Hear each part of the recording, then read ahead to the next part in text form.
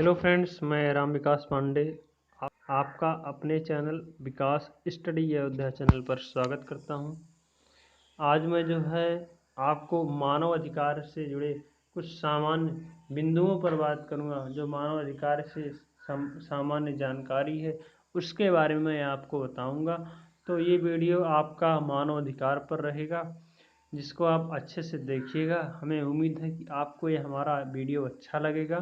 तो आप देखिए, मैं मानव अधिकार पर जो बता रहा हूँ वो आप ध्यान से सुनिए और कंसंट्रेट होकर देखिएगा।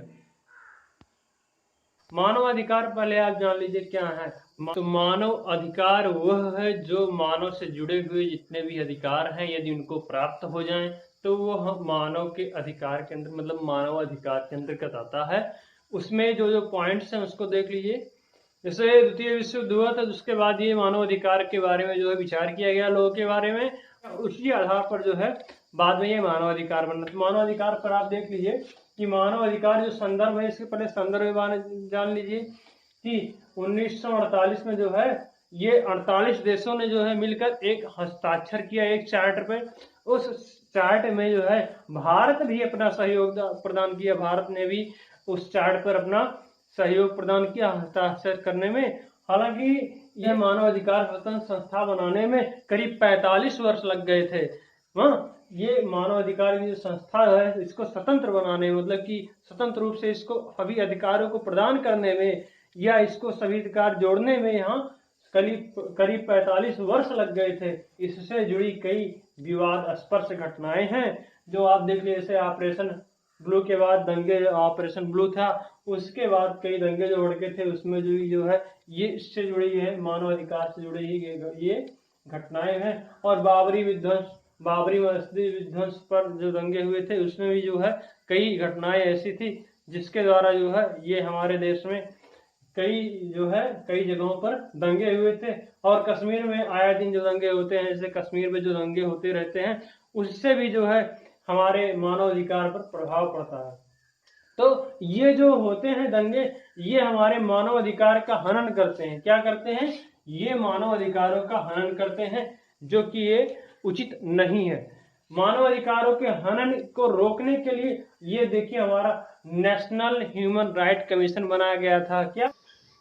जो कि एक राष्ट्रीय स्तर पर अपनी छवि बनाने में सफल रहा, जिसने मानव अधिकारों को एक अच्छा स्तर प्रदान किया, जिस आधार पर लोग अपने अधिकारों को अच्छे से समझने लगे। अब आप अपने स्क्रीन पर थोड़ा मानव अधिकार से जुड़ी जो पॉइंट्स हैं उसको आप देख लीजिए। तो आप मानव अधिकार से जुड़े ये पॉइंट, संदर्भित बिंदु को थोड़ा देख लीजिए। पहले मानव अधिकार पर ये इसमें दिया है कि द्वितीय विश्व युद्ध की समाप्ति के बाद 1948 में 48 देशों के समूह ने समूची मानव जाति के मूलभूत अधिकारों की व्याख्या करते हुए एक चार्टर पर हस्ताक्षर किए थे। इसमें माना गया था कि व्यक्ति के मानव अधिकारों की हर कीमत पर रक्षा की जानी चाहिए। भारत ने भी इस पर सहमति जताई। हमने बताया ना कि भारत ने भी इस पर सहमति जताते हुए संयुक्त राष्ट्र के इस चार्टर पर हस्ताक्षर किए। जो संयुक्त राष्ट्र के ये देखरेख में ये पूरा चार्ट पर हस्ताक्षर किया गया था। कहने का मतलब ये है। हालांकि देश में मानव अधिकारों से जुड़ी एक स्वतंत्र संस्था बनाने में 45 वर्ष लग गए। ठीक है, हमने बताया कि जो एक स्वतंत्र संस्था, मतलब इसको पूर्ण अधिकार प्राप्त करने में करीब 45 वर्ष लग गए। और तभी कहीं जाकर 1993, देखिए 1993 में NHRC, national human right commission अर्थात राष्ट्रीय मानव अधिकार आयोग अस्तित्व में आया, जो समय समय पर मानव अधिकारों के हनन के संदर्भ में केंद्रों तथा राज्यों को के संदर्भ में केंद्र तथा राज्यों को अपनी अनुशंसाएं भेजता है। ठीक है, अब आगे देख लीजिए। वर्तमान समय में जिस तरह का माहौल आए दिन देखने को मिलता है, ऐसे में मानव अधिकार और इससे जुड़े आयामों पर चर्चा महत्वपूर्ण हो जाती है। देश भर में मॉब लिंचिंग की घटनाएं आप देख रहे होंगे कि कई जगह जो है अलग अलग भागों में देश भर में मॉब लिंचिंग की घटनाएं देखने को मिलती हैं, जो कि ये मानव अधिकारों के हनन के अंतर्गत आता है। बिहार के मुजफ्फरपुर और उसके तुरंत बाद उत्तर प्रदेश के देवरिया में शेल्टर होम की बच्चियों के साथ हुए विभत्सकृत देश में मानव अधिकारों की धज्जी उड़ाते दिखते हैं। ठीक है, तो ये आपने देखा कि जो शेल्टर होम में बच्चियों के साथ जो वो विभक्त कृत्य हुए थे, उसके बारे में तो आपने सुना ही होगा। तो ये मानव अधिकारों की धज्जियां उड़ाने में जो है ये आपने देखा होगा कि ये धज्जियां उड़ाते मतलब मानव अधिकारों का हनन यहाँ हो रहा है। अब देखिए, कई विवादास्पद घटनाएं हैं, जैसे ऑपरेशन ब्लू स्टार के बाद उत्पन्न दंगे। ऑपरेशन ब्लू स्टार जो हुआ था उसके बाद जो दंगे उत्पन्न हुए थे, उसमें जो है ये आपने देखा होगा कि मानव अधिकारों का हनन हुआ था। शाहबानो मामले के बाद मौलानाओं की भड़की विरोध की चिंगारी। बाबरी मस्जिद विध्वंस होने के बाद देश भर में हुए दंगे। आपने देखा होगा ये जो अयोध्या मामले में बाबरी मस्जिद हुआ था, इसके विध्वंस पर ये कई सारे मतलब कि इसके ध्वंस होने पर कई सारे जो है दंगे उत्पन्न हुए थे। और ये आप देखिए, इसमें गुजरात में हुए हिंदू मुस्लिम दंगे। गुजरात में आपने देखा होगा कि हिंदू मुस्लिम में दंगे जो हुए थे, ये भी जो है आपके इसके अंतर्गत आएगा। जो है मानवाधिकार के अधिकारों का हनन हो जाता है इसमें। आए दिन आपने देखा हो कश्मीर में जो है दंगे होते रहते हैं ना, कश्मीर में आए दिन हो रहे दंगे इत्यादि। मतलब अब तो कश्मीर में दंगे थोड़ा कम हो गए हैं। 370 की जो धारा है वो तो आप हटा दी गई है, जिसके अंतर्गत जो है ये कश्मीर में अब दंगे थोड़ा कम हो गए हैं। गवर्नमेंट ने वहाँ अपने जो है अच्छे से शासन व्यवस्था को लागू किया है। ठीक है, नागरिकों के मानव अधिकारों का हनन किसी से छिपा नहीं है, आप तो ये देखा होगा। ठीक है, अब आगे देख लीजिए थोड़ा। हालांकि ऐसे कई मसले हमें देखने को मिल जाते हैं जब मानव अधिकारों के उल्लंघन का गंभीर मुद्दा उठाते हुए NARC अपने कर्तव्यों का बखूबी पालन करता है। ये NARC जो है ये नेशनल स्तर पर बनाया गया, ये अपने कर्तव्यों का पालन करता है। लेकिन फिर भी NHRC अन्य मामलों में NHRC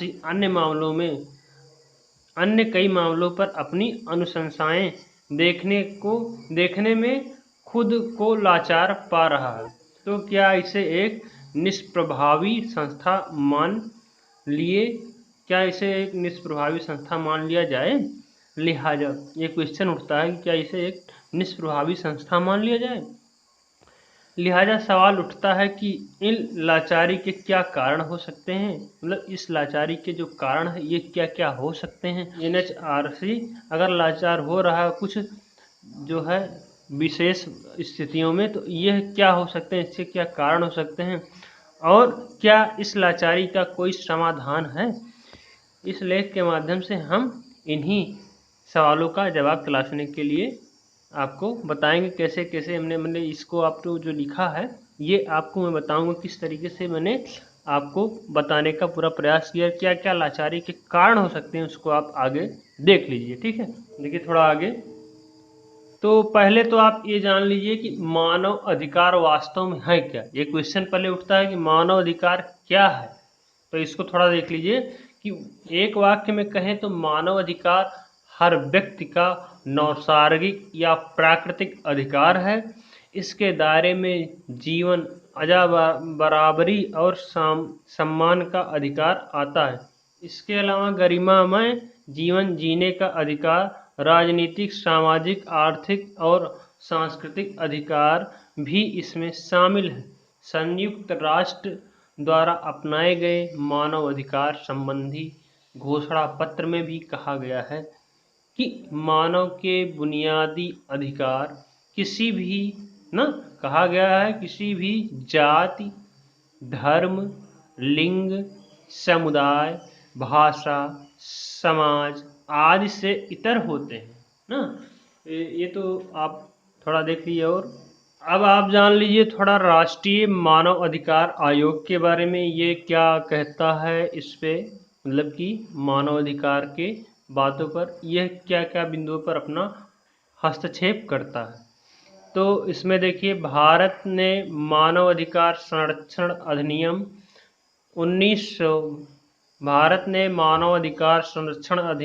1993 के तहत राष्ट्रीय मानव अधिकार आयोग का गठन और राज्य मानव अधिकार आयोग के गठन की व्यवस्था करके मानव अधिकारों के उल्लंघन से निपटने हेतु हमने बताया कि 1993 के तहत ये गठन किया गया।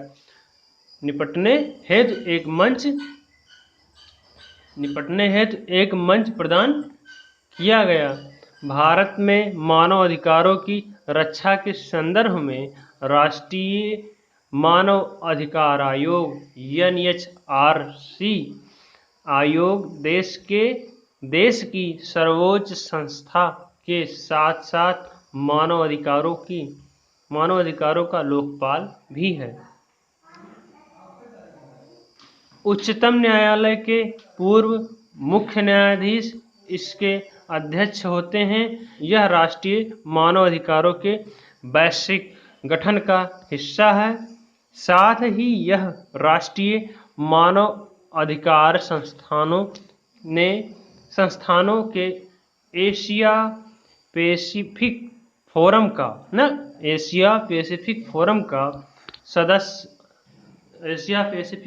का स्थापक सदस्य भी है।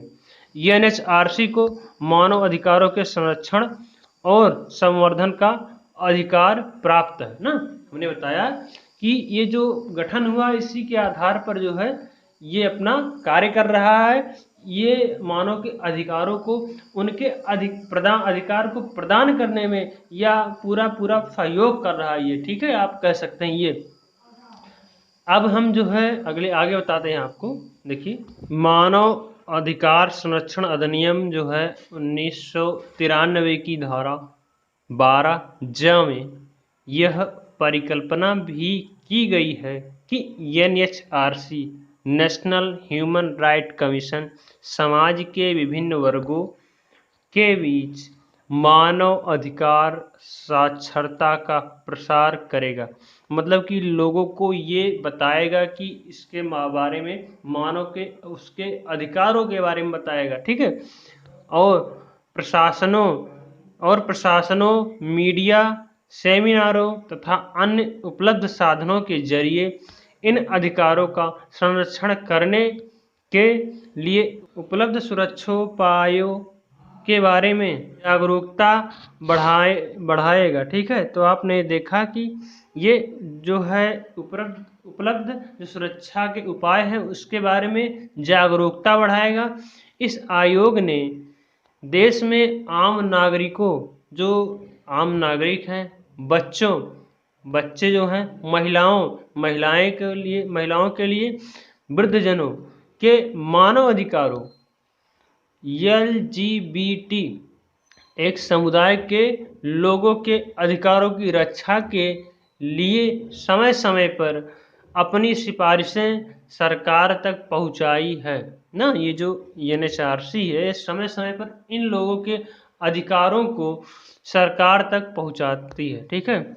सरकार ने कई सिफारिशों पर अमल करते हुए संविधान में उपयुक्त संशोधन भी किए हैं। मतलब कि इन अधिकारों पर अमल करते हुए ये संविधान में कई संशोधन भी किए गए हैं, ठीक है। अब आगे देख लीजिए अब आप थोड़ा NHRC के कार्यों के बारे में थोड़ा देख लीजिए। शिकायतें प्राप्त करने तथा लोक सेवकों द्वारा हुई भूल चूक अथवा लापरवाही से किए गए मानव अधिकारों के उल्लंघन की जांच पड़ताल शुरू करना। मतलब ये जो होती है शिकायतों को प्राप्त करता है और जो भूल चूक हो या लापरवाही हुई थी उस पर जो है ये जांच पड़ताल करता है। ठीक है, इसमें शामिल है ताकि मानवाधिकारों के उल्लंघन को रोका जा सके। ठीक है, ये मतलब कि ये चीजें शामिल हैं इसमें एनएचआरसी के अंतर्गत, जाकि मानवाधिकारों के उल्लंघन को जो है रोका जा सके। एक आंकड़े के अनुसार अप्रैल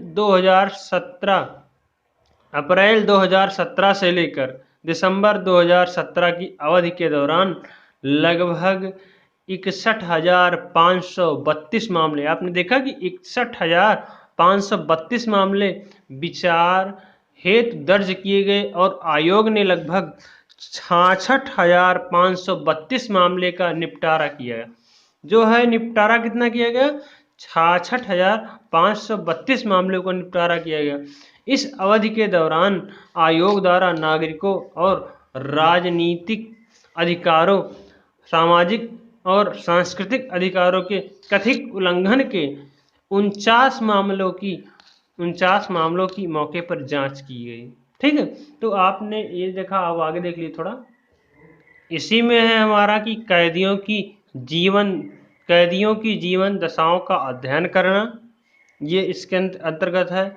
न्यायिक हिरासत तथा पुलिस हिरासत में हुई मृत्यु की जांच पड़ताल करना भी आयोग के कार्य क्षेत्र में शामिल है। साथ ही एनएचआरसी मानव अधिकार से संबंधित अंतर्राष्ट्रीय संधियों एवं अन्य संबंधी अभिसमयों और दस्तावेजों का अध्ययन तथा उनके प्रभाव अनुपालन की सिफारिश भी करता है ना, उनके प्रभाव अनुपालन की ये सिफारिश भी करता है। भारत ने मानव अधिकार को बढ़ावा देने के उद्देश्य से मानव अधिकार के क्षेत्र में शोध कार्य भी एनएचआरसी के कार्य के अंतर्गत आता है। इसके अलावा भी यह आयोग कई और कार्य करते हैं, जैसे समाज के विभिन्न वर्गों में मानव अधिकार से संबंधित जागरूकता बढ़ाना। मतलब कि जो समाज के जितने ही वर्ग हैं, अलग अलग वर्ग हैं, उनको मानव अधिकार से संबंधित जागरूकता बढ़ाना, उनके अधिकारों को उनको बताना। किसी लंबित वाद के मामले में न्यायालय की सहमति से उसे वाद का मतलब जो भी विवाद होता है उसके निपटारे के लिए भी ये कार्रवाई करती है। ये न्यायालय में इसको अपनी बातों को रखता है। लोक सेवकों द्वारा किसी भी पीड़ित व्यक्ति या उससे सहायतार्थ किसी भी अन्य व्यक्ति के मानवाधिकारों के हनन के मामलों की शिकायत सुनवाई करना। ठीक है, जो ये भी जितने भी मामले हैं, ये जो विवाद स्पर्श मतलब कि विवाद से ग्रसित मामले हैं, जिनको जो है न्यायालय में ये सुनवाई कराने के लिए अपना आगे रहता है। मानसिक अस्पताल अथवा किसी अन्य संस्थान में कैदी के रूप में रह रहे व्यक्ति के जीवन की स्थिति की जांच की व्यवस्था करना। जो संविधान तथा अन्य कानूनों के संदर्भ में मानव अधिकारों के संरक्षण के प्रावधानों की समीक्षा करना तथा ऐसे प्रावधानों को प्रभावपूर्ण ढंग से लागू करने के लिए सिफारिश करना। आतंकवाद या अन्य विध्वंसक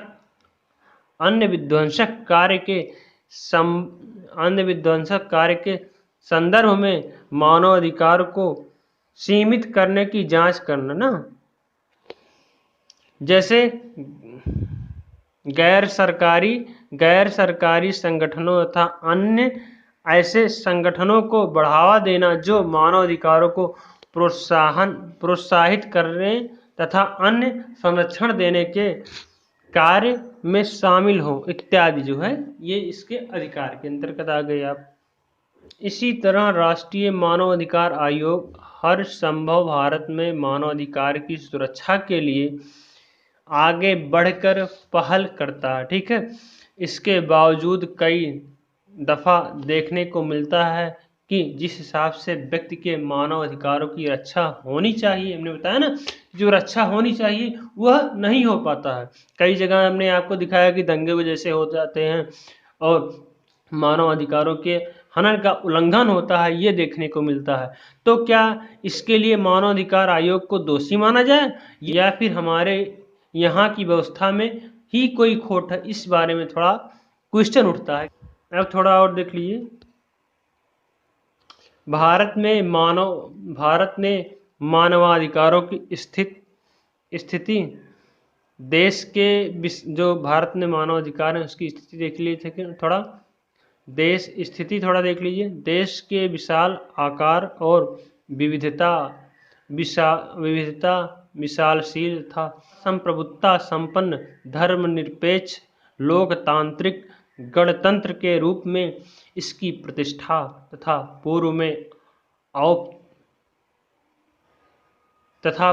में औपनिवेशिक राष्ट्र के रूप में इसके इतिहास के परिणाम स्वरूप भारत में मानवाधिकारों की परिस्थिति एक प्रकार से जटिल हो गई है। ये देखा गया ना, भारत में मानवाधिकार की जो परिस्थिति है वो एक प्रकार से जटिल हो गई है। भारत का संविधान मौलिक अधिकार प्रदान करता है जिसमें धर्म की स्वतंत्रता भी निहित है। इन्हीं स्वतंत्रताओं का फायदा उठाते हुए आए दिन सांप्रदायिक दंगे होते रहते हैं, जिससे किसी एक धर्म के मौलिक अधिकारों का हनन नहीं होता, बल्कि उन सभी लोगों के मानवाधिकार आहत होते हैं जो इस घटना के शिकार होते हैं। हमने बताया ना, जो इस घटना के शिकार होते हैं उन सभी लोगों को इस आहत होती है,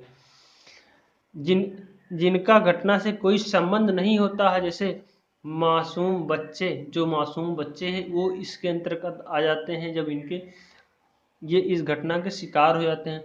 गरीब पुरुष, महिलाएं, ठीक है, जो गरीब पुरुष हैं वो महिलाएं हैं, ये भी इस घटना के अगर शिकार हो जाते हैं तो इनके मानव अधिकारों का हनन होता है। वृद्धजन आ जाते हैं इत्यादि। ठीक है, तो आपने देखा कि ये सभी लोग जो है इस घटना के अंतर्गत आ जाते हैं। तो आगे थोड़ा देख लीजिए, जो पॉइंट्स है उसको देख लीजिए। अब देख लीजिए कि आगे की जो राह है उस पर क्या कार्य है, ये मानव अधिकार के थोड़ा देख लीजिए। द्वितीय प्रशासनिक सुधार आयोग ARC ना, द्वितीय प्रशासनिक सुधार आयोग ARC, इसको शॉर्ट फॉर्म में कहते हैं, ने अपनी रिपोर्ट में कुछ सिफारिशें की है जिससे कि मानव अधिकार आयोग को अधिक प्रभावी बनाया जा सके। जो अब इस समय किए जा रहे हैं, जिससे मानव अधिकार आयोग को अधिक प्रभावी बनाने के लिए ये किए जा रहे हैं। प्रशासनिक सुधार आयोग का मानना है कि NHRC को विभिन्न सांविधिक आयोगों के समक्ष शिकायतें करने के लिए एक समान प्रारूप तैयार किया जाए। इसके लिए पीड़ितों और शिकायतकर्ताओं का विवरण इस ढंग से दिया जाए जिससे विभिन्न आयोगों के बीच डेटा का तालमेल अच्छे से बैठ जाए। कहने का मतलब ये है कि ये एक अपनी मजबूत छवि बनाने के लिए आगे के लिए ये प्रयास कर रहा है राष्ट्रीय मानवाधिकार, और यह मानवाधिकार जो है मानव को अधिकार प्रदान करने के लिए ये पूरा का पूरा प्रयास कर रहा है। तो आपने इन पॉइंट्स को देख लिया।